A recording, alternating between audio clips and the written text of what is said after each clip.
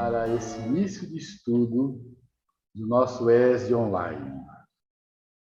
Vamos fazer a nossa oração e logo em seguida a Nilska vai iniciar a apresentação, o resumo do capítulo 2 do nosso Guia para Estudo da Doutrina Espírita, com o título Período de Desenvolvimento do Espiritismo. Senhor Jesus, estamos reunidos mais uma vez para o estudo nesta noite, com a certeza de que, mesmo estando distanciados, nós vamos poder concentrar nossas energias, nossos pensamentos, para que possamos ter um grande aproveitamento nesse estudo tão importante que estamos realizando para o nosso crescimento espiritual e para a divulgação da doutrina espírita nesta modalidade, que é o estudo conjugado das obras da codificação espírita, na orientação de Deolindo Amorim. Possamos ter uma noite de muito aprendizado, de muito crescimento espiritual.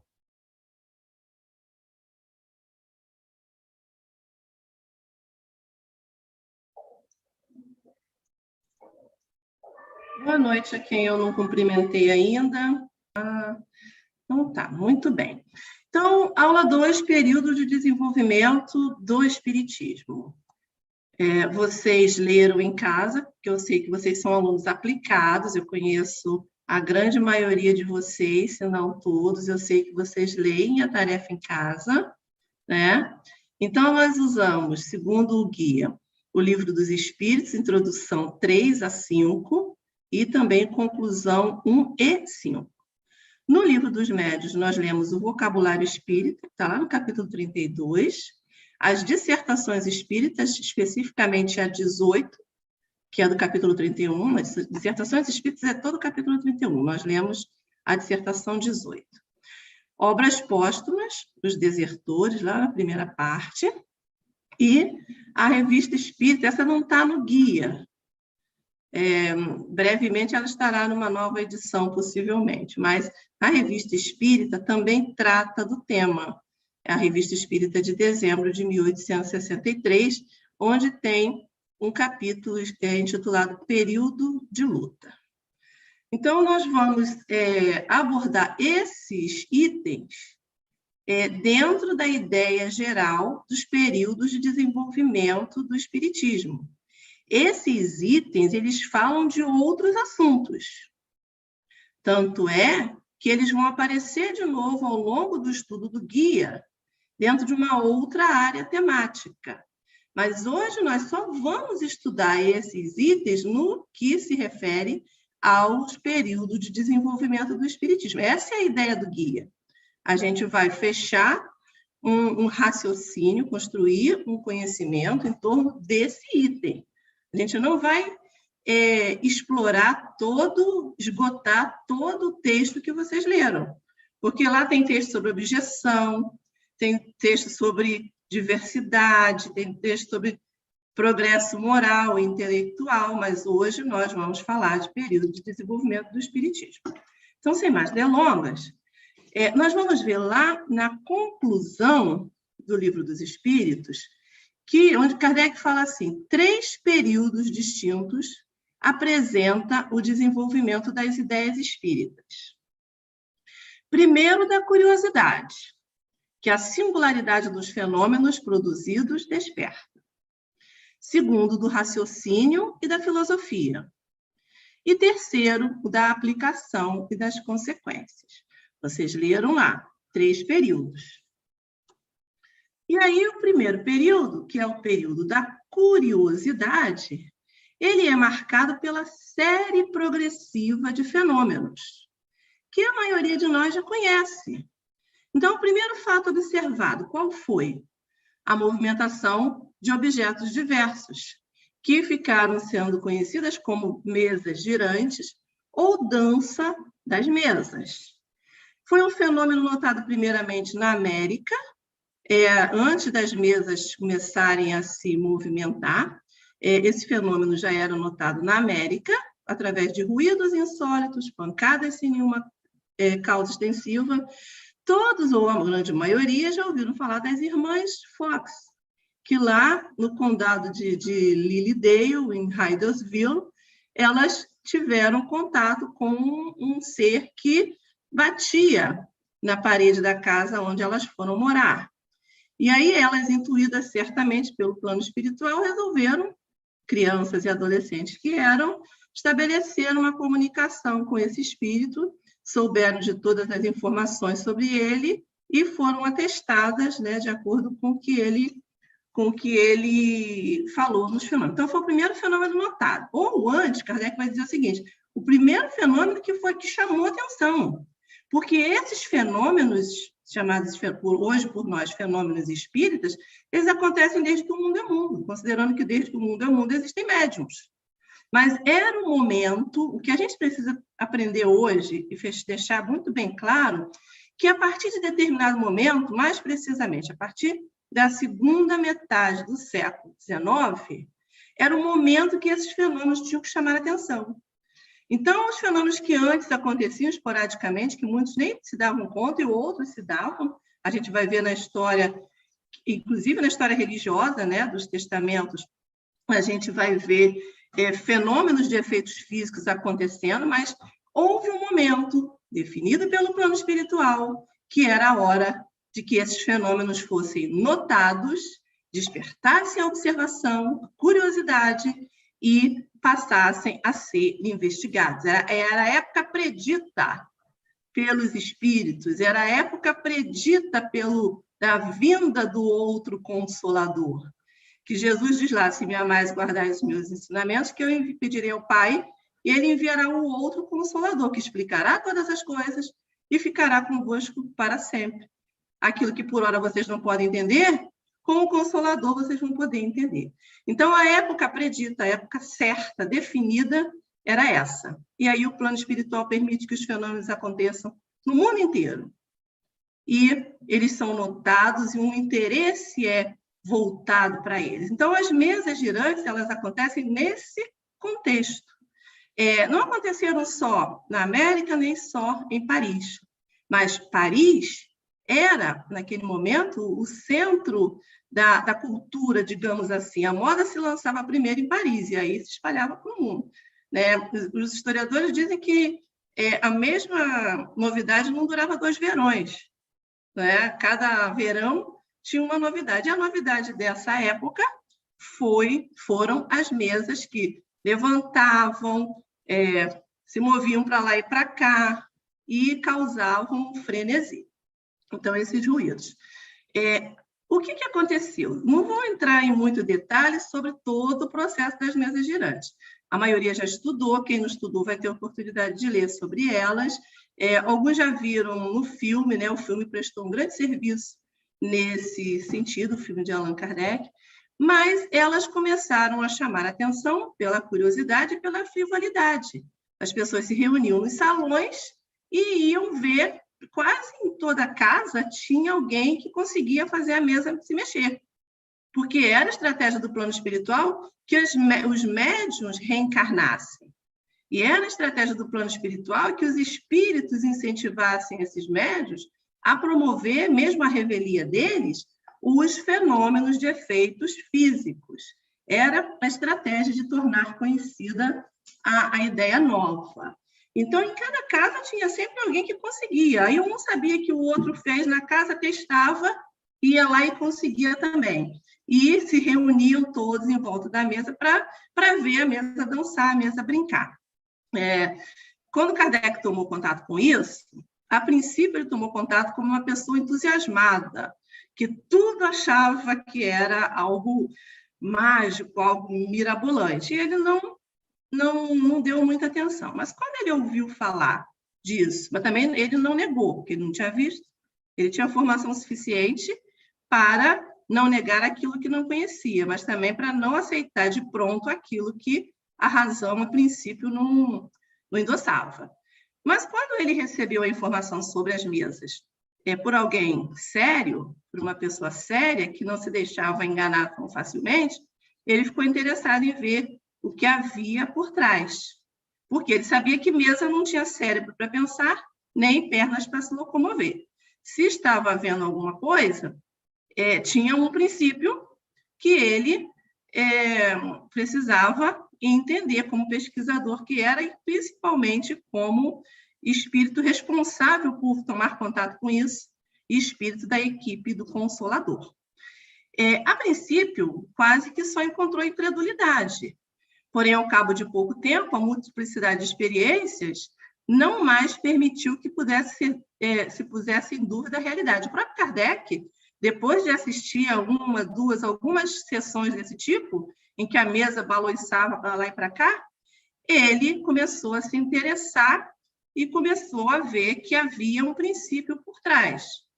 Os ruídos insólitos, as pancadas, ainda que fossem um dos efeitos ordinários da dilatação da madeira, que foi a primeira causa, né? Quando instala alguma coisa, a gente pensa logo, a dilatação da madeira.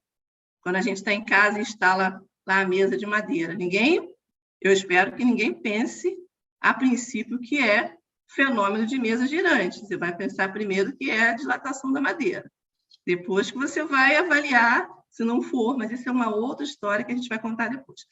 Mas se fosse só os efeitos da dilatação da madeira ou de qualquer coisa, ela podia ser produzido por um fluido oculto, podia ser algo do campo da ciência física, que estava assim, engatinhando, né? Estava assim, ensaiando, podia ser alguma coisa explicável pelas leis da matéria que estavam ali sendo consolidadas.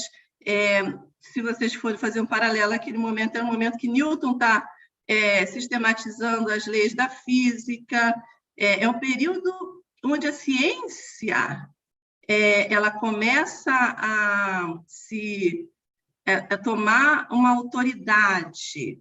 Você começa a ter desenvolvimento do método experimental, que facilita as investigações científicas fora do empirismo, fora do sobrenatural. Então, podia ser mais um fenômeno que estava da lei da natureza, da lei da física, que estava sendo descoberto ali.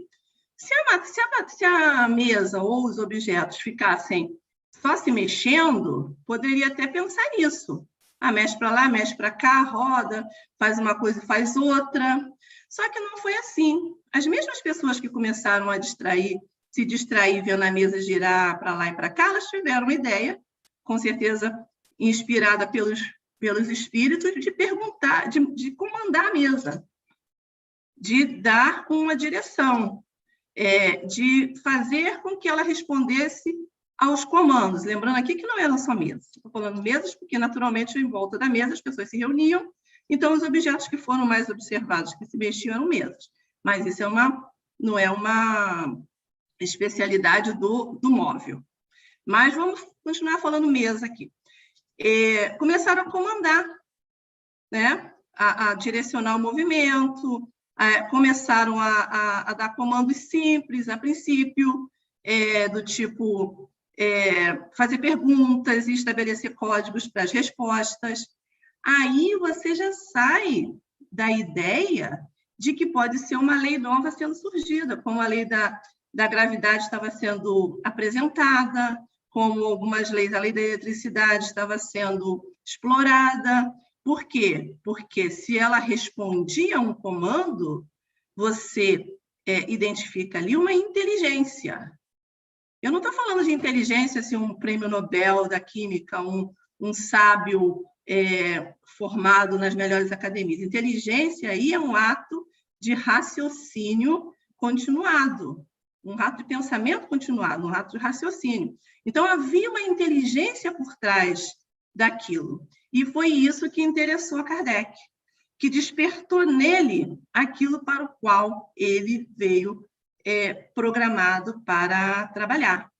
Então, as mesmas pessoas que começaram a fazer perguntas para as mesas, estabelecer um código, por exemplo, uma batida para sim, 2 para não, e começaram a criar aquilo que a gente vai ver mais à frente, que se chama tipologia ou sematologia, quando eram estabelecidos sinais para determinado comportamento, as mesmas pessoas que começaram a fazer isso e que usaram isso para fazer perguntas frívolas, a maioria não viu que ali tinha algo nunca antes pensado, tinha uma causa muito profunda.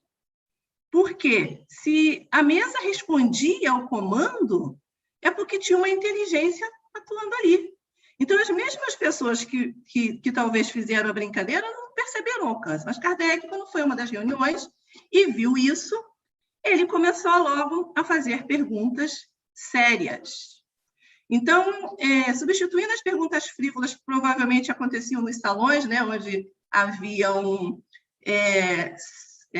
sessões, a gente viu no filme, né, num teatro onde havia uma sessão, aí tem a questão da fraude, que a gente não vai tratar aqui agora, porque eu tenho um capítulo todo para isso. Mas haviam sessões feitas em salões para mostrar isso. Kardec, então, se interessou pelo assunto e começou a fazer perguntas sérias. E os espíritos respondiam, a princípio, com muita limitação, porque dependia das batidas, né, sim ou não, ou batidas relacionadas às letras, não é? Para poder formar palavras e, assim, frases, uma coisa muito precária. Mas ele começou a fazer perguntas sérias e começou a receber respostas sérias. Os frívolos que só queriam se divertir foram embora procurar a diversão da próxima temporada. Mas os espíritos sérios, encarnados e desencarnados, ficaram ali. Então, Kardec fala assim, se os fenômenos das mesas girantes, está na introdução do Livro dos Espíritos, se os fenômenos das mesas girantes houvessem ficado restritos ao movimento dos objetos, teriam permanecido no domínio das ciências físicas. No entanto, observou-se que a impulsão dada aos objetos era apenas resultado de uma força mecânica, que havia nesse movimento a intervenção de uma causa inteligente. Então, se o efeito é inteligente, a causa tem que ser inteligente. Então, é uma premissa do método experimental, que vai ser uma premissa da vida, de que todo efeito inteligente, ele advém de uma causa inteligente. Não existe efeito sem causa. E aí, uma vez aberto, esse caminho conduziu a um totalmente novo de observações. Aí, o que Kardec, o que em si mesmou Kardec? Haverá com efeito, no caso, uma potência inteligente? Quem é a potência inteligente que está comandando a mesa e a mesa está respondendo? São as pessoas da assistência, mas como é que a mesa recebe a informação da assistência? A mesa não tem cérebro, não tem ouvido para ouvir e acatar o comando. Se essa potência existe, qual é ela? E qual a sua natureza? Qual a sua origem? Encontra-se acima da humanidade? Então, essas questões começaram a ser colocadas por Allan Kardec para a mesa, entre aspas, né? Que operava a mesa, que ele não sabia quem era ainda. As primeiras manifestações inteligentes produziram por mesas que se levantavam com um dos pés, davam um certo número de pancadas, respondendo desse modo a um sim ou não, conforme convencionado a uma pergunta. Então, aí você vê, embora seja um fenômeno de efeito físico, a gente vai aprender isso mais à frente, né? Kardec classifica os fenômenos espíritas, os fenômenos mediúnicos, em fenômenos de efeitos físicos e fenômenos de efeitos inteligentes. Ainda que fosse um fenômeno de efeito físico, era uma manifestação inteligente, porque a mesa respondia sim ou não, conforme fora perguntado. Então, foram as primeiras manifestações inteligentes, dentro ainda desse período de curiosidade, que estava chamando a atenção de que existia uma inteligência que não estava na matéria, que não estava no mundo físico e que estava atuando sobre a matéria. Por isso é chamado período de curiosidade. Obtiveram-se depois respostas mais desenvolvidas com o auxílio das letras do alfabeto, dando o móvel o número de pancadas correspondente ao número de ordem de cada, de cada letra, chegava-se a formar palavras e frases que respondiam a questões propostas. Imagina a precariedade, né? Se você perdesse uma letra, pedia para a mesa responder tudo de novo, né? Era uma coisa, devia ser muito precária. Mas tinha uma inteligência aí operando sobre a matéria inerte. E era isso que Kardec estava interessado em saber. Era isso que o plano espiritual, né, no momento certo de chegada do espiritismo, queria que todos observassem e vissem que tinha algo ali além da matéria. O ser misterioso, que assim respondia, interrogado sobre sua natureza, declarou que era espírito ou gênio, declinou um nome e prestou diversas informações a seu respeito. Então, o que Kardec, como observador, o que nós, como bons observadores, faríamos? Perguntaríamos quem está fazendo isso. E aí, foi o que ele fez. Aí, o espírito respondeu, somos espíritos ou gênios, e disse quem ele era, prestou diversas informações, explicou que os espíritos são as almas daqueles que deixam a Terra, e aí trouxe uma série de possibilidades de investigação, porque era questão de toda filosofia que se prestasse, que se preste duas questões fundamentais, que são toda a filosofia. A questão da origem do homem e da origem da vida. Então, toda a filosofia queria responder isso. De onde viemos, para onde vamos, qual é a nossa finalidade, o nosso destino. E como as coisas surgem? Há um criador? Que característica existe dessa questão? Então, abre-se aí um leque de possibilidades mirabolantes, digamos assim, espantosas. Não mirabolantes porque a palavra não convém, mas espantosas porque inesperadas. E aí Kardec fala na introdução, se você for usar o método experimental, você observa o fenômeno e aí você cria uma hipótese ou várias hipóteses para explicar por que aquele fenômeno ocorre. E aí você vai testar aquelas hipóteses e quando você tiver um número grande de testes que te dê uma ideia o mais geral possível sobre por que aquilo acontece, você cria uma teoria. E aí você continua empregando a teoria até que você alcança um grau de falseabilidade, digamos assim, um grau de sustentação que você transforma aquela teoria em lei. Mas você testa e aquela teoria se presta a responder a todas as questões que o fenômeno traz. Aqui foi diferente. O espírito foi que disse quem ele era. O fenômeno que disse qual era a lei. Eles chegaram, ninguém pensou nisso. Todos pensavam que era eletricidade, que era fraude, que era um milagre. Ninguém pensou que era a alma de quem já havia morrido, porque essas ideias eram muito incertas, estavam muito ainda presas à ideia das penas e recompensas eternas do céu e do inferno. Haja visto que nós vínhamos de um domínio que se intercalava entre catolicismo e protestantismo, que todos defendiam a ideia das penas e recompensas eternas. Então, ninguém pensou na ideia de espírito ou gênio se comunicando com o mundo físico.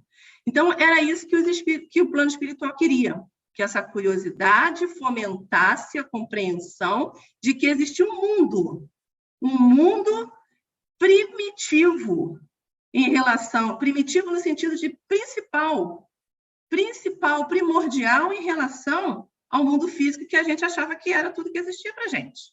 Embora todos tivessem ideias inatas de que não era assim. Mas nenhuma filosofia, nenhuma doutrina, nenhum livre pensador ainda tinha apresentado uma ideia que se mostrou tão clara sobre essa questão do que acontece com quem morre. Então, era isso que o plano espiritual queria. Por isso que houve a estratégia de, no mundo inteiro, essa série progressiva de fenômenos. Progressiva por quê? Porque começou com as mesas girando aleatoriamente, as mesas começaram a ter um direcionamento inteligente, e aí isso progrediu para algo mais sistemático. O espírito indicou outro, foi ele mesmo que indicou. Aconselhou a adaptação de um lápis a uma cesta ou um outro objeto, a chamada cesta de bico, que tem um exemplo aqui. Eu vou voltar um pouco para contemplar o Alessandro, peço desculpa por não ter feito isso antes. Quando eu comecei a falar da série progressiva dos fenômenos, eu mostrei uma foto de pessoas em volta, 4 pessoas em volta de uma mesa, com a com as mãos, né, sobre a mesa e a mesa flutuando, para falar da mesa que se movimentava sozinha, contrariando a lei da gravidade conhecida. E agora, para falar do outro método, que é a cesta de bico, nós temos aqui uma tábua, né? Possivelmente uma madeira, que é em formato quase triangular. Ela não é, porque ela tem... ela é meio oblonga, e ela tem um furo na sua face mais estreita, por onde passa um lápis, e as pessoas colocavam as mãos sobre essa madeira e a mesa, o objeto se movia escrevendo. Vocês podem ver aí, ela tem algumas roldanas, né, na face mais larga, que permite que ela deslize, mas vocês podem imaginar aí que a escrita era circular, né? Porque ele ficava rodando e as pessoas colocavam as mãos ali, e aí mais à frente descobriu-se que não eram as mãos, não era a impulsão das mãos, porque vocês veem que eram várias mãos, então não daria para dar uma impulsão homogênea para escrever alguma coisa, mas era o fluido que o médium apresentava. O conselho foi dado simultaneamente na América, na França e em diversos outros países. O espírito falou, vai no quarto ao lado, pega uma cesta e amarra um lápis. Depois eles aperfeiçoaram com um objeto tipo isso aí, tipo uma prancha, que eu tentei descrever, não sei se eu fui bastante clara. O conselho foi dado simultaneamente na América, na França e em diversos outros países. Isso lembra a aula de João Luiz de semana passada, sobre a autoridade da doutrina espírita, sobre o controle universal do ensino dos espíritos. Por que o espiritismo não perde a autoridade? Porque ele não é resultado do ensino de um homem, que por mais brilhante que fosse, ficaria restrito aos seus conhecimentos.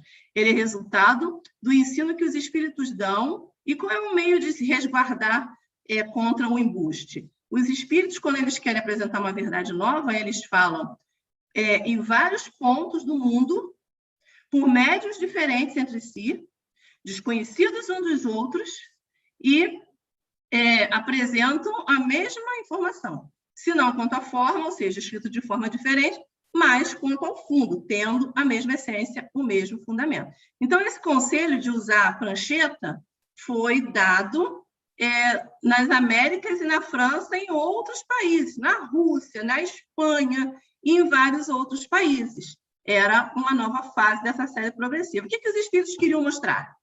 Que não era interferência humana, que havia uma interferência humana, mas não, essa interferência não era responsável por dirigir o fenômeno, por produzir o fenômeno, e sim permitir que o fenômeno ocorresse. Eles reconheceu-se mais tarde que a cesta e a prancheta eram realmente mais do que um apêndice da mão do médium, e o médium, tomando diretamente do lápis, se pôs a escrever por um impulso involuntário e quase febril. A partir daí, o médium descobriu, não, se eu ponho a mão, talvez eu ponha a ponta do dedo mindinho, e o negócio começa a escrever, escrevendo coisas que eu nem sabia, né? Por que eu não posso pegar o lápis e escrever direto? Aí alguém testou, possivelmente influenciado pelos espíritos, ou então os próprios espíritos, agora eu não me recordo, os próprios espíritos orientaram a pegar diretamente o lápis pela mão. E aí o médium começou a escrever, psicografar quase que imediatamente. Dessa maneira, as comunicações se tornaram mais fáceis e mais completas, claro, né? Que hoje é o principal meio de se produzir conhecimento espírita, né, de maneira abrangente, através da psicografia. Aí a questão, por que o plano espiritual não definiu logo isso? Não fez alguém pegar o lápis e escrever de uma vez? Porque a ideia era apresentar, mostrar que havia uma inteligência fora do mundo material, que existe um mundo, que é um mundo espiritual, que é primitivo, pré-existente e sobrevivente ao mundo físico. O mundo físico poderia nem existir, e isso não abalaria em nada ao mundo espiritual, que é o mundo da realidade, que é o mundo da essência, que Sócrates já falava, e vários outros espíritos que já sabiam disso já falavam, né? Mas Kardec tinha a tarefa de tornar isso doutrinário, fazer isso um corpo de doutrina, então, transformar numa filosofia. Então, o plano espiritual queria que fosse didático, passo a passo, para que não houvesse dúvida, porque se fosse o médico que pegasse a caneta no primeiro dia e escrevesse, até hoje ia ter gente questionando, não, isso foi invenção da cabeça dele, isso aí foi ele que escreveu. Não, que espírito que? Até hoje, a doutrina espírita não teria se consolidado. Ao passo que assim, embora surgiram vários sistemas dizendo que era isso, que era aquilo outro, que a Alessandra vai apresentar, mais à frente, daqui a 2 segundas-feiras, embora tenham surgido esse sistema, ninguém conseguiu provar que não era real. E Kardec ainda desafia na conclusão. Aqueles que acham que isso não é real, prova que não é real. Não é só dizer que não é. Prova por A mais B que não pode haver inteligências que se comunicam com o mundo físico. E ninguém até hoje conseguiu provar. Então, o primeiro período, curiosidade, que serviu para isso. Só serviu para chamar a atenção. Uma vez que chamou a atenção, não precisa acontecer mais. Por isso, vocês não veem nas casas espíritas, pelo menos não nas casas espíritas sérias e instrutivas, nas reuniões instrutivas, você não vê reunião para fazer mesa girar, porque não precisa mais. Assim como você não vê faculdade de química, onde começam a se misturar os princípios lá elementares que já deram, né, toda uma sistematização para que a química de hoje seja o que ela é. Você parte do conhecimento adquirido. Foi o que aconteceu com o período da curiosidade. Para o observador superficial, Kardec vai dizer que relação tem com a moral e o futuro da humanidade uma mesa que se move. Dessa maneira, dessa mesa que gira e vos faz sorrir desdenhosamente, saiu uma ciência, assim como a solução dos problemas que nenhuma filosofia pudera ainda resolver. A Alessandra vai falar sobre o método se eu não me engano, está no capítulo da Alessandra, sobre o método de se instruir as pessoas para se tornarem espíritas. Então, se você não pode chegar e começar a explicar para a pessoa, não, porque um dia a mesa girou, a mesa começou a se mover, a pessoa vai rir de você. Você vai explicar sobre as mesas girantes dentro desse contexto de período de desenvolvimento, como estratégia do plano espiritual para chamar a atenção para a observação de que havia algo mais do que a nossa vã filosofia, né? Parafraseando Shakespeare, sonhava. Né? Então, dessa mesa que gira nos faz sorrir desdenhosamente, isso é uma ciência, assim como a solução dos problemas que nenhuma filosofia pudera ainda resolver. Cumprido a programação do plano espiritual, o período da curiosidade passou. A curiosidade dura pouco, uma vez satisfeita, muda de objeto. Então, aqueles que eram só curiosos, queriam ver mesa mexer, cansaram e foram procurar outra novidade. O mesmo não acontece com o que desafia a meditação séria e o raciocínio. Então, alguns ficaram, porque meditaram em torno do efeito e buscaram a causa, raciocinaram em torno dessa causa. Assim começou o segundo período, que foi a partir de 1857. E aí Kardec diz, o terceiro virá inevitavelmente. Já veio. Né? Mas quando ele diz, ele fala que estava começando o segundo período, que é o período, na conclusão, ele fala que o segundo período é o período do raciocínio e da filosofia, na conclusão de O Livro dos Espíritos que vocês leram. Período do raciocínio e da filosofia. Mas se a gente for ler, e nós lemos a Revista Espírita de dezembro de 1863, vocês vão ver que Kardec, o mesmo Kardec, que fala dos 3 períodos, ele fala de 6 períodos na Revista Espírita. Mas se você ler o conteúdo e adequar e justapor o conteúdo da Revista Espírita com o conteúdo do Livro dos Espíritos, você vai ver que os períodos que ele fala, eles têm correspondência. Da curiosidade é curiosidade mesmo, ele não fez nenhuma diferenciação. Mas ele fala na Revista Espírita que depois do período da curiosidade, viria o período filosófico. Então, o período filosófico ele está dentro desse período do raciocínio e filosofia, que foi o quê? Porque começaram a se fazer perguntas aos espíritos, ainda mais quando se estabeleceu a psicografia, né, que era o médium pegar o lápis e escrever diretamente, começou-se a se fazer perguntas e também receber ditados espontâneos. Ou o médium fazia pergunta nas reuniões que se estabeleceram nos lares, ou os espíritos vinham espontaneamente e davam ditados inteiros, tratados de moral, de filosofia, de história, narravam as situações no mundo espiritual, e foi a partir daí que Kardec começou a coordenar, a partir de uma metodologia muito, muito própria e muito robusta, esses ensinamentos. Ele começou a reunir a receber do mundo inteiro, a se corresponder com o mundo todo e receber esses ditados, essas comunicações mediúnicas, e começou a fazer perguntas, e começou a sistematizar esse conteúdo, e começou a fazer aquilo que hoje, em metodologia, nós chamamos de análise de conteúdo. E aí ele começou a avaliar tudo isso, e começou a encontrar ali reflexões filosóficas muito claras, muito racionais, que em nada contrariavam as leis da ciência até então descobertas, que em nada contrariavam ao bom senso, ao raciocínio, à lógica.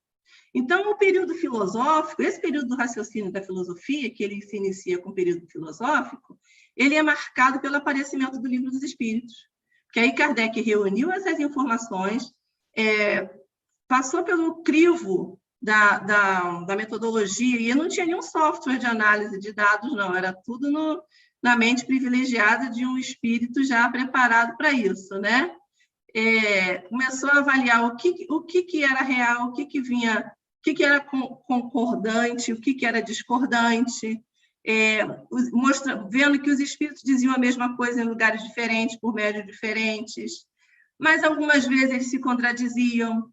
E aí ele começou a ver, era uma análise comparativa, ele começou a ver que os que diziam o contrário, se você fosse ver a categoria do espírito, eram espíritos de um nível inferior. E aí ele começou a inferir, o nome disso é inferir, né?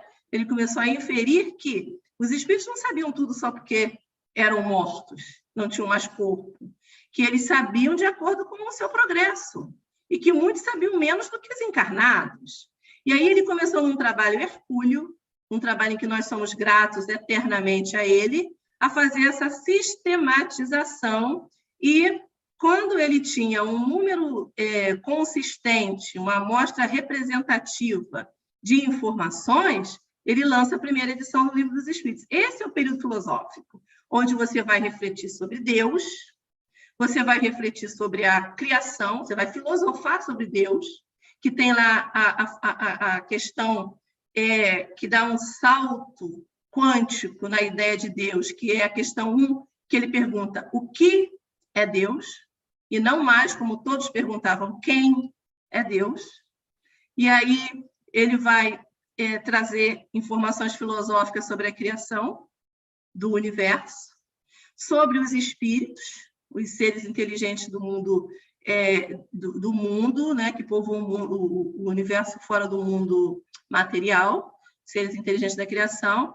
Ele vai fazer inflexões filosóficas sobre as leis morais, a moral como regra de bem proceder, que consiste em cumprir a lei de Deus, e inflexões sobre as esperanças e consolações do futuro, que vai sair daquela ideia acanhada do céu e do inferno, das penas eternas, que não seriam de acordo com a ideia de um Deus soberanamente justo e bom, infinitamente justo e bom, que Jesus começou a apresentar e que o Espiritismo vem alargar a compreensão.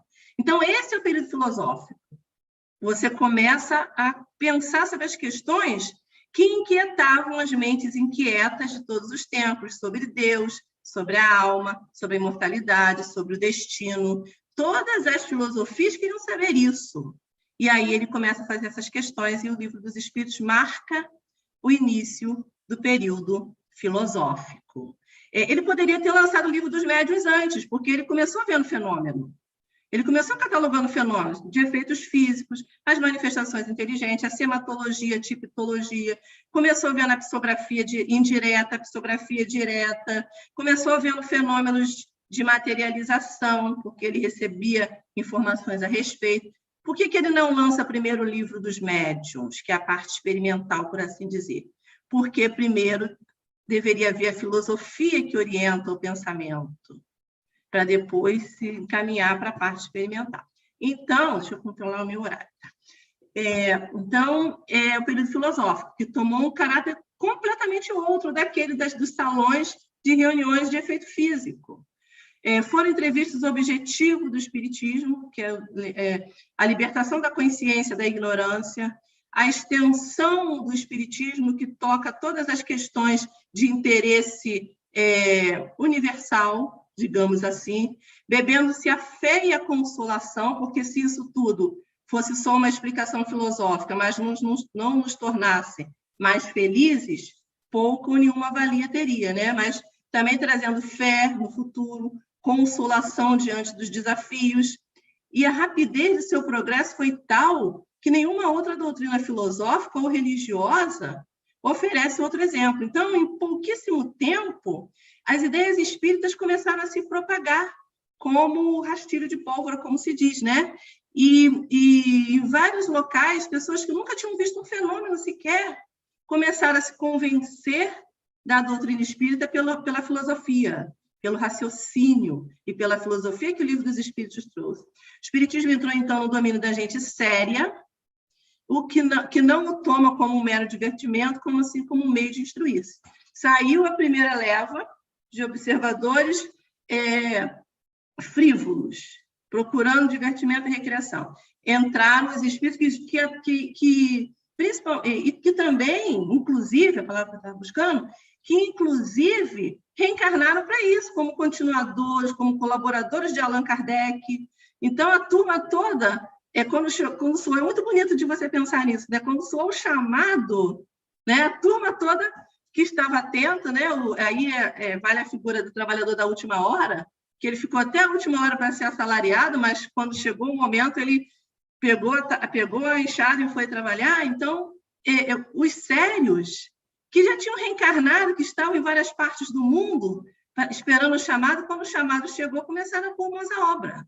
E aí a filosofia espírita se espalhou pelo todo o mundo conhecido, né? Pelo Velho Mundo e pelo Novo Mundo, as Américas, né? Que estavam se estabelecendo, algumas colônias se emancipando, né? Então, todo mundo começou a conhecer sobre o espiritismo. Mas, como toda ideia nova, como todas as ideias novas, ele teve adversários. Tanto mais encarniçados quanto maior era a ideia. Porque nenhuma ideia grande pode estabelecer-se sem ferir interesses. Sem ferir interesse. Então, não foi tudo um mar de rosa. Todo mundo sabe agora que existe, que os espíritos são as almas dos homens que desencarnaram, que existe o mundo espiritual, que existe a reencarnação, que existem as provas proporcionais aos seus atos. Todo mundo viveu feliz para sempre no mundo feliz. Só que não. Começaram os adversários. Então, ao lado das pessoas interesseiras, então tinha os adversários que eram interesseiros, que queriam lucrar com a ideia nova, tanto com o fenômeno, né? Vocês viram lá, sabe, das histórias, e o filme narra isso, das fraudes, né? E tanto também como hoje nós chamaríamos das fake news. Começaram a sair uma série de informações falsas sobre Kardec, sobre o espiritismo, né? Então, ao lado dessas pessoas interesseiras que queriam lucrar com o espiritismo, estavam as que, por sistema, por ideias sistemáticas, sem motivos precisos, são adversárias natas de tudo quanto é novo. Aquelas pessoas retrógradas, né, que querem, conservadoras no mau sentido da palavra, não no bom sentido, que não querem avaliar nada do que é novo, querem ficar no velho para sempre, porque isso feriria os seus interesses.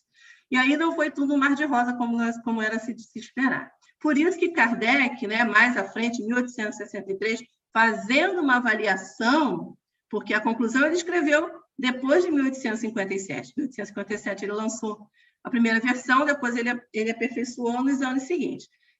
Então, aquela conclusão dos 3 períodos, ele fez 3 macro períodos, digamos, 3 macro categorias de análise, porque ele está sempre usando o método científico.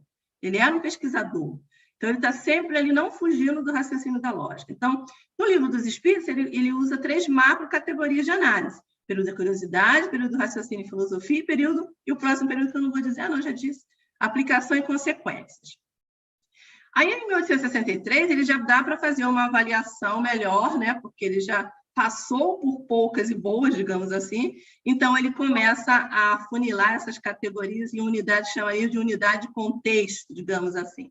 Então, dentro desse período de raciocínio, teve o período da filosofia, só que aí os adversários se impertigaram, vem o período de luta, que está dentro desse período macro de raciocínio e filosofia. O que foi o período de luta? O período de luta ele foi marcado pelo Auto de Fé de Barcelona. O que foi o Auto de Fé de Barcelona? Ele ocorreu em 9 de outubro de 1861. Um correspondente, um espírita da Espanha, lá de Barcelona, da Comunidade Autônoma de Barcelona, ele encomendou a Kardec uma tiragem de livros. Aí você já tinha livro dos espíritos e livro dos médiuns. E algumas obras que não entram no corpo, né, da codificação, mas obras que Kardec vinha escrevendo em paralelo a essas que são a codificação. Ele encomendou alguns livros, pagou imposto, fez tudo como a lei manda, só que quando chegou lá na aduana, na Receita Federal, digamos assim, o bispo da cidade foi avisado que tinham obras espíritas do demônio chegando. E aí o bispo mandou confiscar, cometeu um crime, porque eram exportadas licitamente com imposto recolhido e tudo. E a Inquisição já tinha até acabado em Barcelona, graças a Deus, mas ele usou a mesma praça, a Praça da Catalunha, onde eram queimados os acusados, né, de crime contra a igreja, de heresia, e ele mandou queimar os livros. Isso é o Auto de Fé de Barcelona. Então, isso marca o período de luta. E que os espíritos falaram para Kardec, fica tranquilo, porque isso vai divulgar ainda mais a doutrina, porque, de fato, as pessoas correram para a fogueira para tentar salvar pedacinhos do livro que explicavam as coisas do demônio. As pessoas disseram que era livro do demônio, então todo mundo queria ler o que o demônio tinha a dizer, né? Então, isso deu uma divulgação muito maior à doutrina, porque se estão queimando é porque está falando de coisa interessante. É sempre assim, né? Os ataques tomaram um caráter de violência, agressão mesmo, violência inusitada. A gente viu um pouco disso no filme, quando a casa das meninas é apedrejada, mas isso foi só um contexto, foi só para dar ideia, foi uma dimensão muito maior. Kardec foi muito caluniado, foi muito maltratado. Os espíritos avisaram para ele, você vai passar por poucas e boas, mas tem de bom ânimo, fica firme, porque você se preparou para isso. Agora, se você não conseguir fracassar, já tem um plano B, porque a gente não vai deixar a obra fracassar. Então, anátemas, ou seja, contradições, contrariedades, excomunhões, perseguições individuais, perseguições a livros, grossuras, artigos de jornais falando contra Kardec, falando contra os espíritas. Na revista Espírita, a gente vê um pouco disso. Volta e meia, Kardec coloca uma objeção lá dos anti-espíritas, e aí ele vai e refuta. Kardec tinha todo o cuidado de refutar nos jornais onde saía, ele pedia direito de resposta, ia lá e explicava majestosamente que aquilo não era bem assim. E aí, em paralelo aos encarnados, que estavam muito contrariados pela ciência nova que surgia, os desencarnados, que estavam muito mais contrariados ainda, porque o Espiritismo vinha libertar consciências do erro, da ignorância, da maldade, vinha tornar melhores os seres humanos. E os espíritos das trevas que se compraziam, e ainda se comprazem alguns no mal, eles estavam muito contrariados e lançaram uma guerra surda. Lá na Revista Espírita, depois desse item da período de luta, tem as instruções dos espíritos. E aí, nas instruções dos espíritos, tem 3 mensagens, se não me engano, de Erasto, onde ele vai continuar falando sobre isso. Então, tem uma chamada guerra surda, que se estabeleceu contra a doutrina espírita e contra os espíritas, que era a guerra surda de difamar, de desmoralizar, de criar embaraços enormes. E aí Erasto, que é um espírito, foi da equipe de Paulo de Tarso, ele vem falando de que isso era natural e que isso passaria e deixaria um legado para a doutrina espírita.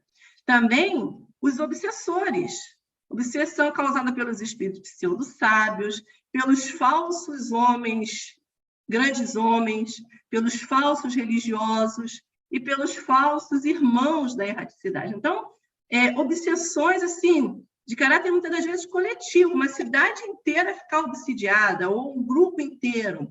Espíritos pseudo-sábios que vinham trazer com uma linguagem polada ensinamentos antidoutrinários. Por isso, Kardec deixa bem claro no início sobre a autoridade da doutrina espírita, que nenhuma verdade nova se revela localizadamente a um médium só, isso é feito num âmbito geral, para que se evitasse essas ideias falsas, mas os espíritos pseudo-sábios, muitas das vezes, chegavam tentando criar cisâneas, lançar aquelas ideias falsas que iam causar prejuízo da doutrina, mas não conseguiram, porque a base era sólida. E a estratégia do plano espiritual foi fantástica, de não colocar a revelação espírita, que é a terceira grande revelação da lei de Deus, na mão de um só.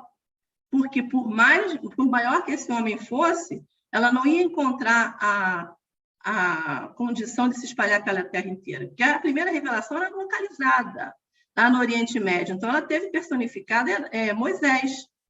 A segunda revelação, ela era, de certa forma, mais abrangente, mas ela não deixava de ser localizada, porque ela chega para o povo que já tem a ideia do Deus único, o monoteísmo. Ainda tinham muitos povos politeístas que seriam, no futuro, alcançados pela ideia cristã.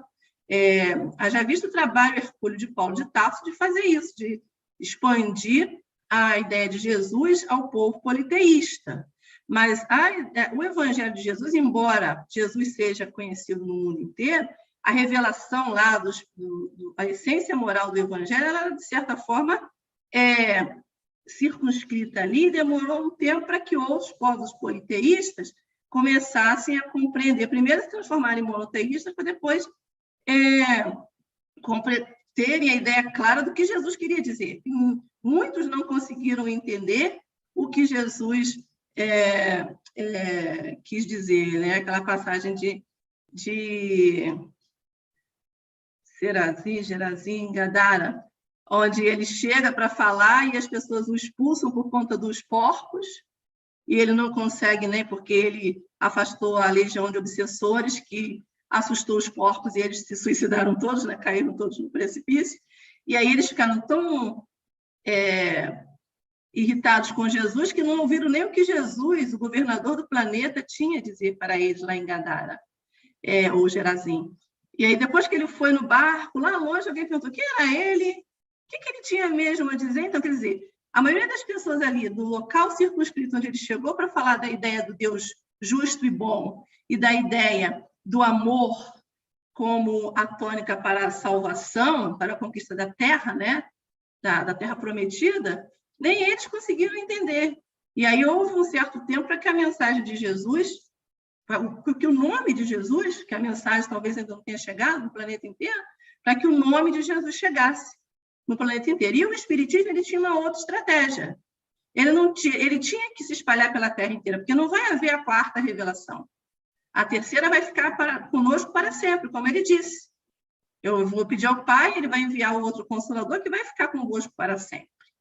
Então, ela não podia estar personificada em um só. Ela tinha que ter uma estratégia. E essa estratégia foi fabulosa. Por quê? Se os espíritos quisessem chegar aqui no Regeneração ou na Seja e contar uma verdade, uma coisa falsa, né? uma informação falsa que viraria um corpo de doutrina e que criaria prejuízos, lá no outro centro, algum outro espírito não iria endossar. Então, ia ferir o controle universal. Então, esses espíritos pseudo-sábios tentaram lançar uma série de ideias falsas, mas não conseguiram. Falsos irmãos da erraticidade, aqueles desertores que a Obras Póstumas fala, né? De pessoas que entram na doutrina espírita e que muitas vezes já entram orientados pelas trevas para criar dificuldades, para criar cisâneas, para criar dissensões. Nenhuma casa espírita esteve livre disso e não vai estar livre disso. De pessoas mal orientadas pelas trevas que vêm criar dificuldades, mas criam dificuldades momentâneas que fazem perseverar a fé daqueles sábios, porque não criam dificuldades para a doutrina, porque a doutrina tem esse mecanismo de segurança, que é o controle universal do ensino dos espíritos. E nada foi dispensado, nem mesmo a calúnia. Kardec foi chamado de tudo, coitado, mas ele já estava preparado, ele sabia, e sustentou bravamente.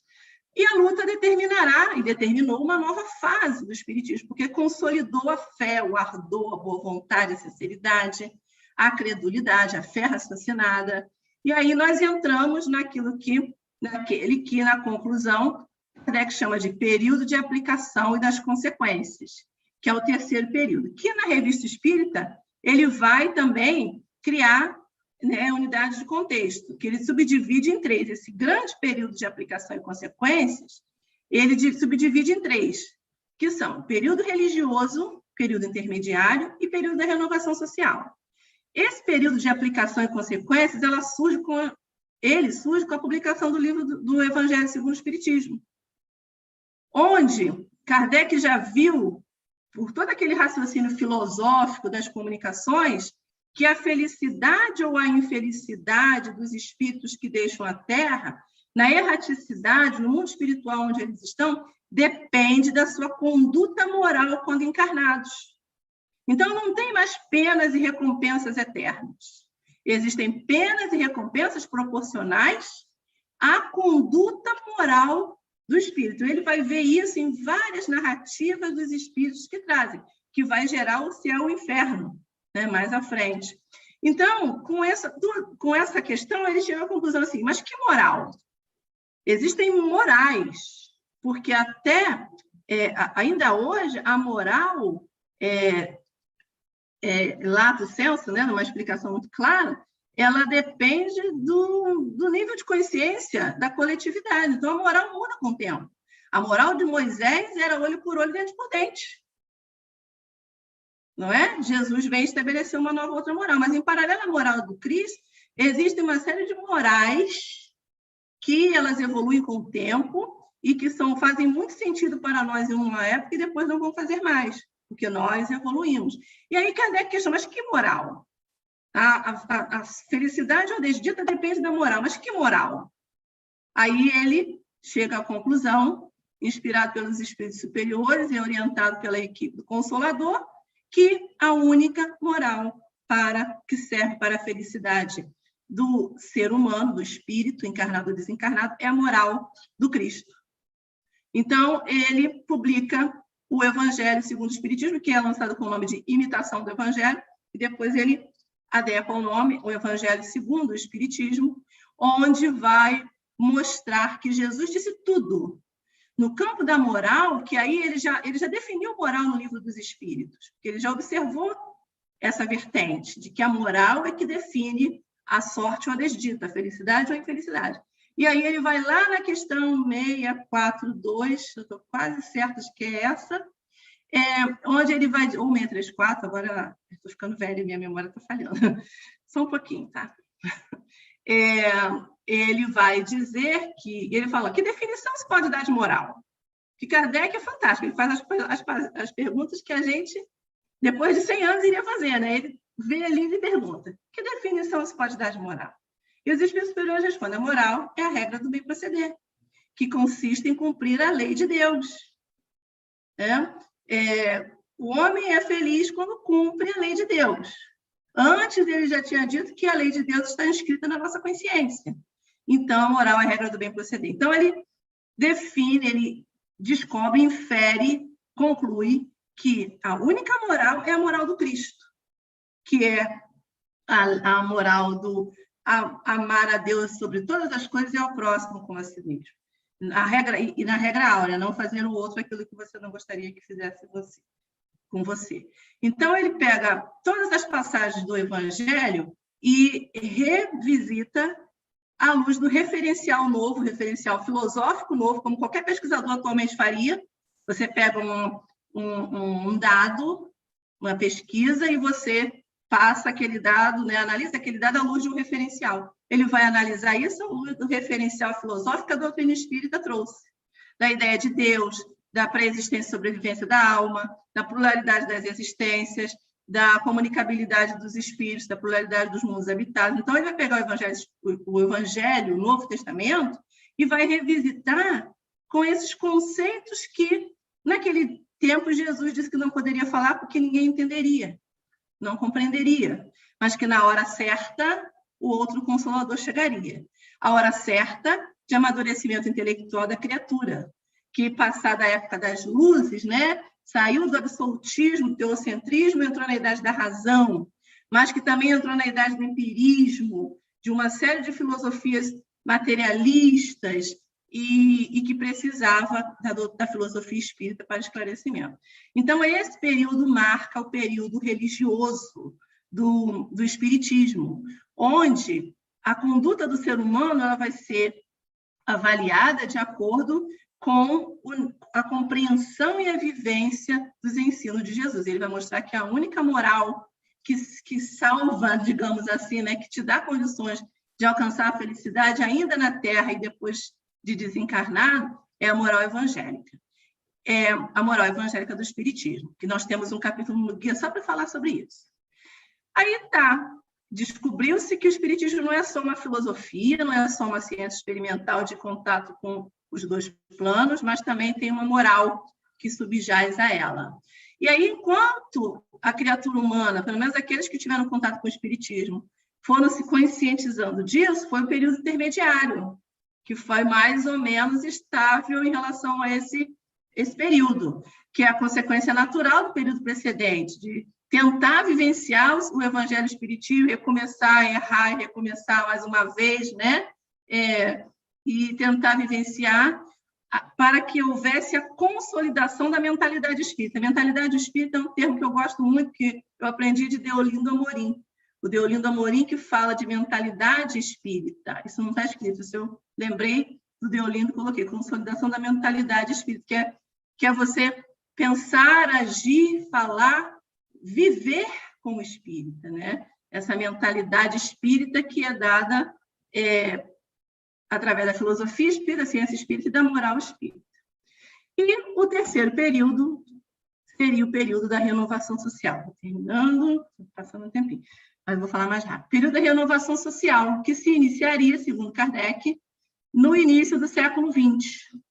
Nessa época, todos os obstáculos à nova ordem de coisas desejadas por Deus para a transformação da Terra terão desaparecido. E aí a gente pensa assim, Kardec errou, porque não desapareceu. Não, os obstáculos desapareceram, porque a gente tem a informação dele, a gente sabe que ele existe.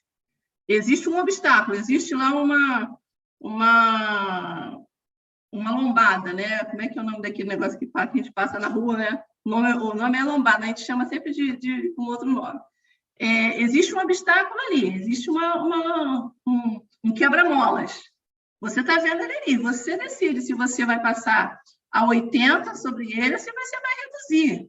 Então, o obstáculo, ninguém pode pretextar ignorância sobre os obstáculos. O maior dos obstáculos é o egoísmo.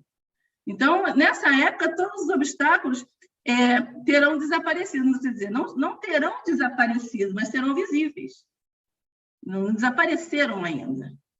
A geração que surge, imbuída das ideias novas, estará em toda a sua força e preparará o caminho da que deve inaugurar a vitória definitiva da união, da paz e da fraternidade entre os homens, confundidos na mesma crença pela prática da lei evangélica. Então, a partir do século XX, a gente entra nesse período de renovação social. Não desapareceu ainda o obstáculo? Por mau uso do nosso livre-arbítrio, porque o obstáculo já foi visto. A gente sabe que ele está lá. Mas ele falou que se iniciaria no século XX. Não disse quando terminaria. Termina quando terminar, termina quando acabar. Então, nós estamos no período da renovação social, que se iniciou no início do século, se iniciou, né, com o início, não dá para falar diferente, do século XX, e onde o espiritismo, que já é bem compreendido, de certa forma aceito, porque, embora as pessoas sejam contrárias, não há uma intolerância no sentido de se mandar à fogueira. Os testemunhos são morais, mas não são físicos, não existe circo, não existe fogueira. Então, o espiritismo está aí para ser conhecido por todos aqueles que queiram, né, que se interessem. Então, nós estamos nesse período, e a geração que vai surgir, que já surgiu e continua surgindo, ela estará imbuída das ideias novas, que estará em toda a sua força e preparará o caminho da que deve inaugurar a vitória definitiva. Então, a renovação social não é a vitória definitiva da União, vai inaugurar. Então, nós estamos inaugurando. Estamos há um século e um pouquinho mais tentando inaugurar isso, né? da paz e da fraternidade entre os homens, confundidos na mesma crença pela prática da lei evangélica.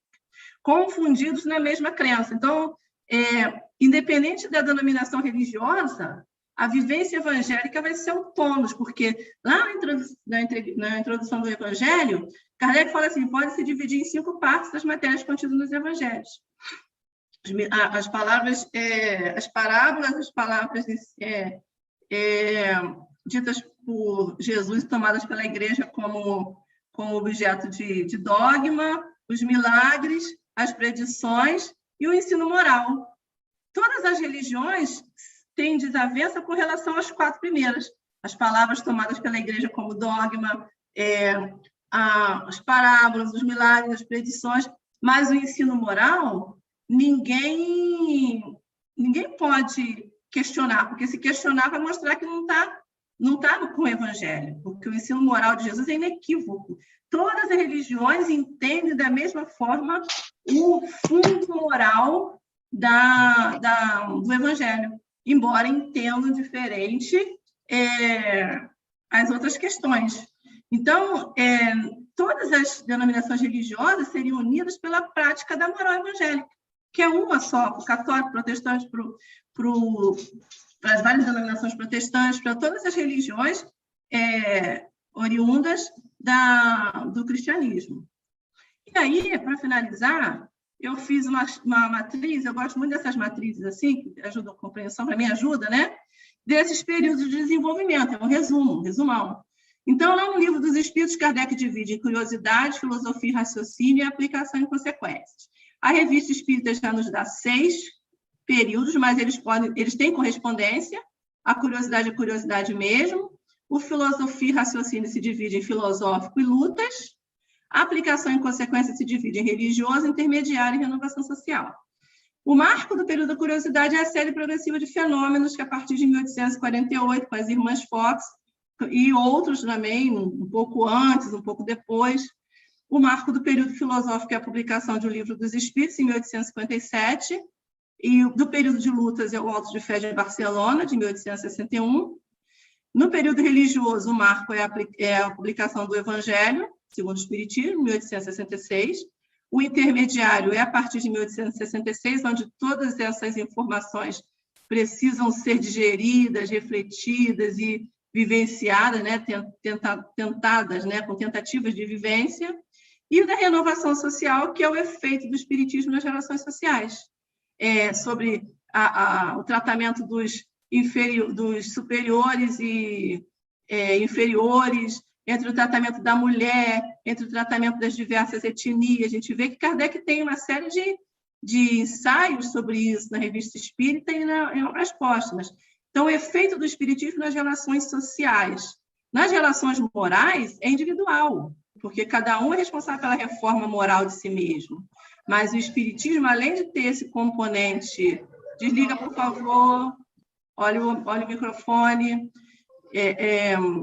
Além de o espiritismo ter essa possibilidade, essa destinação, né, esse desiderato de transformar moralmente o indivíduo, ele vai transformar a coletividade, a sociedade. Então, a partir do século XX, a gente começa a sentir, com maior ou menor efeito, o efeito do espiritismo nas relações sociais. E aqui esse quadro, né, que ajuda a gente a entender. E aí, finalizando no finzinho mesmo, a gente vai terminar de ler a conclusão do Livro dos Espíritos, porque é muito importante. Ele fala que o espiritismo progrediu principalmente depois que foi sendo mais bem compreendido na sua essência íntima, depois que lhe perceberam o alcance, porque tange a corda mais sensível do homem, da sua felicidade, mesmo nesse mundo. Aí a causa da sua propagação, o segredo da força que o fará triunfar. Enquanto a sua influência não atinge as massas, ele vai felicitando aqueles que o compreendem. Mesmo que nenhum fenômeno tenha testemunhado, dizem, mesmo os que nenhum fenômeno tenham testemunhado, dizem, a parte desses fenômenos, há a filosofia, que me explica o que nenhuma outra havia explicado. Nela encontro, por meio unicamente do raciocínio, uma solução racional para os problemas que, no mais alto grau, interessam ao meu futuro. Ela me dá calma, firmeza, confiança. Livra-me do tormento da incerteza. Ao lado de tudo isto, secundária se torna a questão dos fatos materiais. O Espiritismo é forte porque se assenta sobre as próprias bases da religião. Deus, a alma, as penas e as recompensas futuras. Mostra que essas penas e recompensas são corolários naturais da vida terrestre.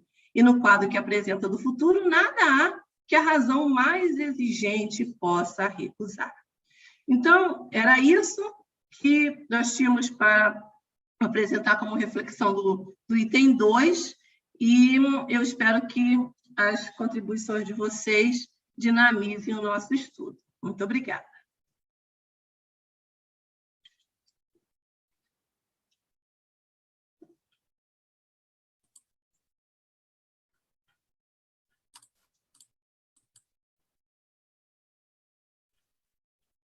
Então, oi, boa noite a todos. A gente tem uma pergunta aqui, Anilska, já.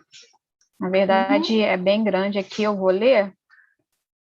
É do Adriano Nascimento. Ele diz o seguinte: Anilska, você já respondeu sobre o porquê que a espiritualidade não fez uso das comunicações, digamos, finais, logo no início das observações das manifestações espíritas, mas gostaria de aprofundar mais a pergunta. Aí ele vem: será que os espíritos espíritas responsáveis pela implementação da codificação na Terra queriam chamar a atenção mais de Kardec e de seus possíveis sucessores, pois sem essas dificuldades na comunicação que eles tiveram inicialmente, talvez não tivessem se interessado pelo fenômeno?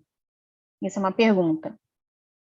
E aí depois ele pede: se você puder, gostaria de saber também da contribuição de Daniel Home, acho que é o Daniel Douglas Home, né, nestas manifestações de efeito físico junto a Kardec.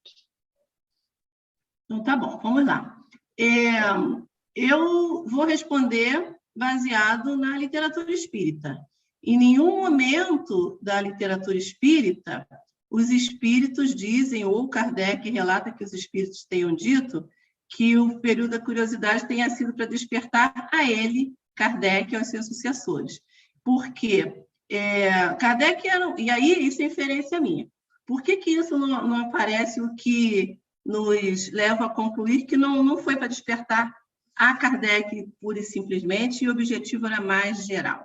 Porque tudo na doutrina espírita foi definido, e aí é a inflexão dos longos anos de estudos, e aí vocês podem contribuir. Tudo na doutrina espírita ela tinha um caráter de coletividade, diferente das outras revelações que ficaram mais ou menos circunscritas em determinados locais.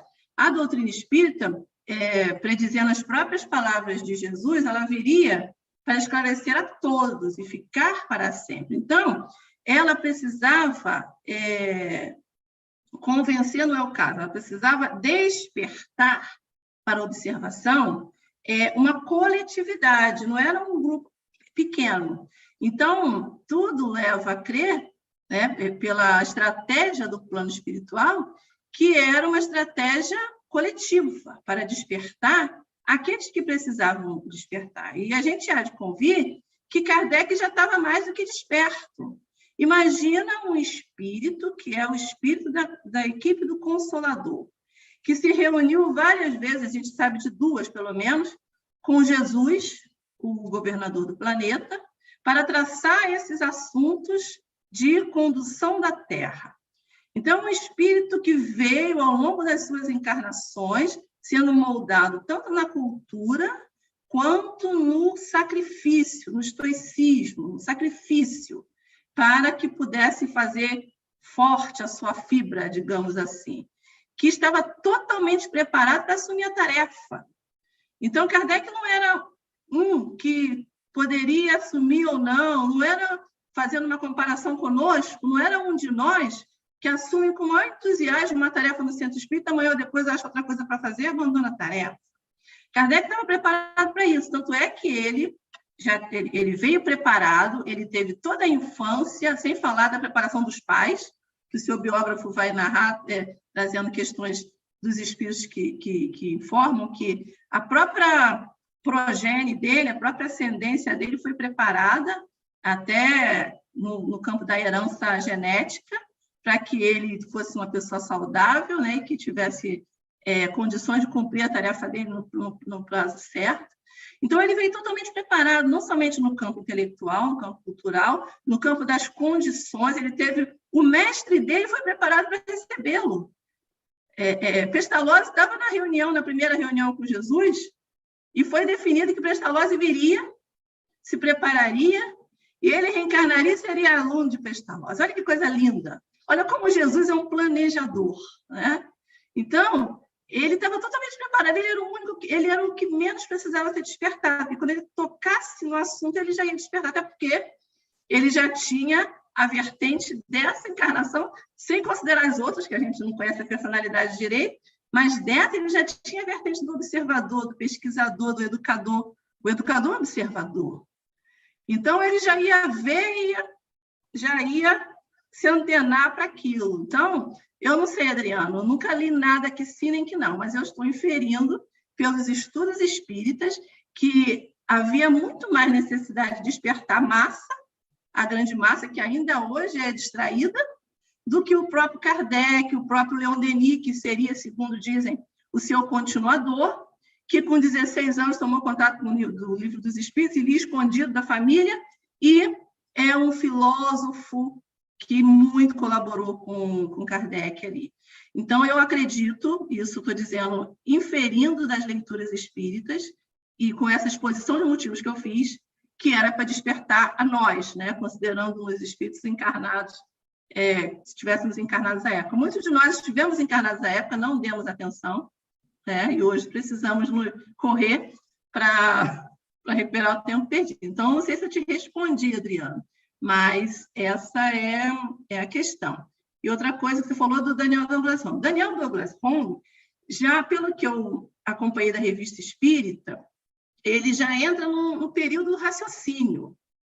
Ele não contribuiu com os efeitos, não contribuiu para a sistematização dos efeitos físicos, embora, com certeza, as observações dele tenham sido feitas, porque ele era escocês e a Escócia faz parte do Reino Unido, estava sob o selo da coroa britânica, e ele se apresentava para a rainha da Inglaterra, e fazia fenômenos bastante pujantes, né? Então, com certeza, ele contribuiu para o período da curiosidade, mas a narrativa dele na codificação, e aí eu tenho que falar usando o referencial da codificação, a narrativa dele da codificação é quando Kardec cria a Sociedade Parisiense de Estudos Espíritas em 1º de abril de 1858, e ele se oferece para ir lá, e aí não produz fenômeno nenhum, porque ele estava no âmbito do fenômeno físico, de demonstrações frívolas, assessorado por espíritos frívolos, e quando ele chega numa reunião séria e instrutiva, ele não consegue produzir nada, se diz mal disposto, né? Se diz indisposto, nunca mais aparece. Essa é a informação que eu tenho no livro dos médiuns dele. Eu só posso contribuir com essa informação. A Nilska tem aqui um elogio da Lara, excelente aula, obrigada.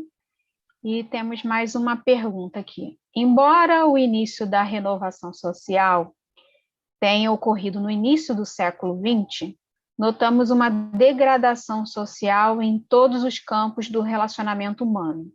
Embora aparentemente conflitantes, a renovação social e a degradação social caminham ambos no mesmo sentido de regeneração da humanidade? Bem, a mim me faltam dados para definir a degradação. Eu, sinceramente, eu não tenho dados para definir a degradação. Tanto quanto a gente observa, e aí parafraseando Divaldo, né, nunca houve tanto amor na Terra. O que acontece é que a gente tem uma visão meio circunscrita. A nossa visão não abarca a humanidade como um todo, e principalmente a humanidade desencarnada. Então, o que a gente muitas das vezes chama de degradação, de caos, é o ajuste. Deus é infinitamente justo. Se ele é infinitamente justo, ele tem que prezar pela equidade. O que é equidade? Qual a definição mais utilizada, mais certa da equidade, digamos assim? É a igualdade de oportunidade para necessidades iguais. Então, Deus promove a igualdade de oportunidade para necessidades iguais. Ele permite que todos aqueles espíritos em condições degradantes, que todos esses espíritos, eles tenham condições de se renovar, para que eles não digam que faltou justiça no caso deles. Então, quando a gente fala de degradação, a gente está vendo uma parcela de espíritos que estavam aqui, mas que a gente não via, que estavam lá na erraticidade por milênios, talvez. E hoje eles estão aqui do nosso lado, como os nossos filhos, como os nossos parentes, colegas de trabalho. Mas isso não é degradação. Eles são assim e estão aqui justamente pela justiça divina, para aprender conosco, e nós que ainda não consolidamos o aprendizado, exemplificar para eles e consolidar a nossa renovação social, a nossa mentalidade espírita. Então, sim, isso caminha no sentido de regeneração, mas não é uma degradação, não é o caos. Eu não tenho experiência dessa encarnação, mas eu tenho a teoria, né? Quando a mulher está lá no momento de parir, com uma dificuldade física muito clara, vamos pensar num parto normal, onde há uma dificuldade física ali, porque você tem toda uma situação que, a princípio, é inexplicável, mas o organismo, fruto da providência divina, se adequa para que aquilo ocorra de maneira sublime. Estou falando na hora do nascimento, da criança passar pelo canal do parto. Se você não conhecesse o mecanismo, você jurava que dali não sairia uma criança. Então, você tem dor, você tem disposição, você tem uma série de situações que parece o caos, parece a degradação, mas é a transição para a vida. Então, toda transição é parto. Então, nós estamos no parto da transição para a regeneração e para a era nova. Eu não sei, eu fui meio filosófica, porque eu não tinha uma resposta concreta para isso. Espero que tenha ajudado. Tem um outro elogio aqui para você, da Rocilda, dizendo que ela, quando crescer, quer ficar assim como você. Parabéns pela belíssima explanação do estudo. A Nilska, eu queria fazer uma pergunta. Na sua opinião, você... eu não me recordo se a gente tem isso na continuação, né, da doutrina, mas o Alto de Barcelona, ele contribuiu para a divulgação do espiritismo na Europa ou ele acabou com as obras e acabou com essa vontade de Kardec de divulgação da doutrina? Não, ele contribuiu. Primeiro aqui, uma coisa que... deixa eu falar da melhor maneira possível, que quando eu falo isso com os meus alunos, eles acham que eu estou dando fora neles. A minha opinião não importa. A opinião de nenhum de vocês aqui importa em matéria de doutrina espírita. Importa como opinião pessoal. Mas em matéria de doutrina espírita, importa o que a doutrina espírita diz. Então, eu sei que você falou, grosso modo, na sua opinião. Então, não é na minha opinião. Pelo que a gente vê das narrativas espíritas, contribuiu sim, que foi um número de pedidos tão grande para se ler, e pessoas procurando ler e tentando encontrar as obras, que Kardec teve que fazer uma nova edição, e teve naquela trilogia, que agora são só 2 livros, da biografia do Kardec, feita pelo Francisco Thyssen e pelo Zeus Mantuil, tem detalhes do Alto de Fé, e mostra que isso contribuiu sim, houve uma divulgação muito mais ampla do que se ficasse só lá na livraria, na lojinha, né? na livraria, para as pessoas comprarem, porque não tinha internet, não tinha WhatsApp, não tinha página, né, da internet, não tinha nada disso. Então, isso foi uma divulgação, porque todo mundo ficou sabendo que o bispo mandou queimar livro na Praça de Barcelona. Então, que livro é esse? Então, sim, os biógrafos dizem que houve uma divulgação, sim. Tá, ok. Obrigada. Tem mais aqui elogios da Darana, da Daniele, dando que excelente aula, excelente comparação com relação ao parto. O pessoal está gostando, mas tem uma pergunta aqui da Eliane. Kardec foi um espírito extremamente preparado para a missão, mas tem-se notícia de qual seria o plano B, caso ele não desse conta dela, da missão? Segundo narram, Leon Denis assumiria. Mas é aquela coisa do vício, não vou fazer comparação de futebol, não, mas de reserva do craque que nunca entra, né? Porque sabe que o craque vai ficar bem e nunca entra. Porque Kardec, claro, ele é falível, como todos nós somos, mas ele era muito menos falível do que nós, porque ele já tinha um nível de consciência muito mais amplo do que nós. Então, ele falir, ele desistir, ele se cansar, era praticamente impossível. Mas o plano espiritual, né, o planejador tem que ter sempre um plano B. Jesus e Deus e a equipe Consolador planejaram, né? Não acontece improviso no universo, diga-se de passagem. Então, era o plano B. Mas o plano B nem estava não devia nem estar muito esperançoso de entrar em cena, não, porque substituindo, não, mas entrou em cena colaborando. E colaborou muito, segundo diz, seria Leon Denis, e colaborou muito. Mas fazia o que Kardec fez, ele nem imaginava, nem esperava, porque ele já sabia que Kardec que lutou pela educação universal, que se submeteu aos maiores sacrifícios nas suas encarnações anteriores, não ia usar um termo para descontrair, amarelar, né? Como qualquer um de nós, talvez, na hora do testemunho, não tivéssemos força suficiente. Né?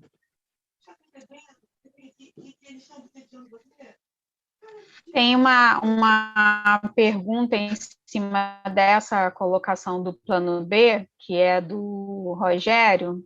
Espera aí só um minutinho. Que esse plano B não seriam os espíritos que... Será que o plano B não fora a colaboração dos continuadores, né? Eu entendo que são as obras subsidiárias que o Rogério deve estar querendo falar. Sim, de fato, eles colaboraram, mas eles não substituíram Kardec. Então, no campo da ciência, você teve um Ernesto Bozzano, um Gabriel Delany, um Alexander Aksakov. No campo da filosofia, você tem o Leon Denis, né, o mais que a gente pode citar aí, tem outros no campo da ciência que auxiliaram com os fenômenos. Eles colaboraram, mas não substituíram Kardec. Eles partiram do ponto que Kardec iniciou. Eu sei que a gente já está no limite aqui, mas tem uma última pergunta. As manifestações que aconteciam com as irmãs Fox, elas foram feitas por espíritos sérios a fim de chamar a atenção de Kardec ou foi um caso de espírito inferior? Adoro Vitor Abreu a pergunta. Adoro a pergunta dos meus ex-alunos. Vitor foi meu aluno desde o maternal, bebezinho chupando chupeta até a mocidade. Então, de fato, a manifestação do Charles Rosner, que era o espírito emparedado, ele era um espírito de condição mediana, tanto é que ele foi emparedado e ficou na parede. Ele foi emparedado vivo, ele era um mascate que passou na casa e os moradores antigos da casa, antes da família Fox morar, roubaram as mercadorias que ele vendia, ele era um vendedor ambulante, roubaram as mercadorias e colocaram ele num cômodo e colocaram na parede, emparedaram. Ele morreu lá de fome e sede e ficou lá. Ele não era um espírito evoluído, senão ele saía, ele ficou preso na parede, embora os espíritos passem pelas paredes, né? Nenhuma matéria oferece obstáculos, ele não sabia. Então, ele era um espírito em condição mediana, muito simples. Mas ele foi usado pelo plano espiritual. Ele foi instrumento da espiritualidade superior, porque era um momento de chamar atenção. Então, era a época predita, era a época certa. Então, isso começou a acontecer em vários lugares. As crianças começaram a manifestar mediunidade em casa, as jovens, os adolescentes, os homens sérios de ciência, porque era o momento certo, e ele foi um instrumento, ele foi utilizado pelos espíritos superiores para que ele pudesse se libertar, né? Porque ele ia ter ajuda para se libertar, e pudesse chamar atenção para a ideia nova que precisava se consolidar. Ótima pergunta, Vitor.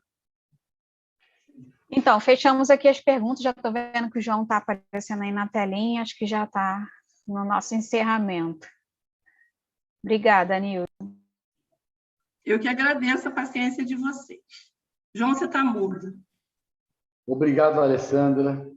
Obrigado a todos vocês que estão presentes no nosso estudo. A Nilska abordou o tema e eu considero que foi fechado com chave de ouro, porque ela realmente conseguiu fazer a síntese que precisava. Nós temos alguns agregados aos nossos grupos que não eram, ou que se afastaram, ou que não são das casas, e nós estamos aceitando. Então, eu quero informar, sugerir, lembrar que essas pessoas deverão adquirir o Guia para Estudo da Doutrina Espírita, para terem à mão e acompanhar, estudar com antecedência, tendo à mão sempre na hora do estudo. E também, quem não tiver a codificação completa, pode comprar através da nossa editora. Eu gostaria que a Nilska colocasse novamente disponível o endereço para compra pela internet. Ela fez isso na palestra do Robertson Ribeiro. Eu gostaria que ela fizesse novamente para que as pessoas que estão chegando possam comprar através da internet. Viu, Anilson? Então, nós encerramos esse capítulo. Na semana que vem é o capítulo 3.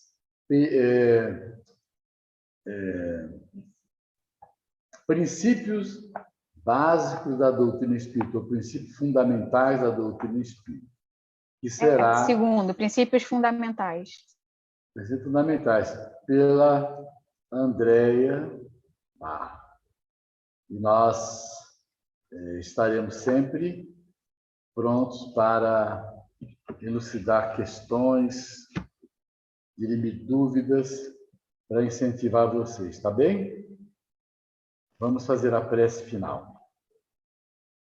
Agradecendo a Deus por estarmos neste momento tão importante do planeta Terra, colaborando com este estudo através da internet e que estará disponível no YouTube. Possamos agradecer a Jesus por nos ter colocado à frente desse trabalho e aos bons espíritos que nos inspiram e que esperam de nós um resultado que possa dar a esse momento na Terra uma contribuição favorável, contribuição suficiente para que a nova era comece mais cedo. Então, Jesus, muito obrigado por esse momento. Que nós possamos encerrar aqui o nosso ESD online de hoje. Muita gratidão.